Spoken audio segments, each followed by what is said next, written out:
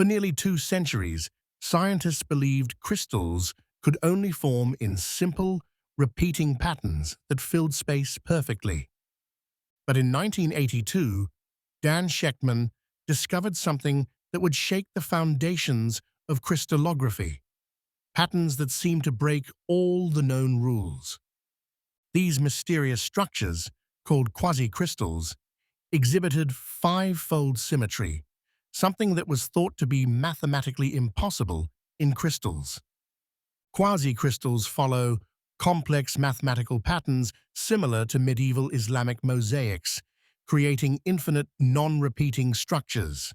Today, scientists have discovered quasicrystals both in laboratories and in nature, including in ancient meteorite samples.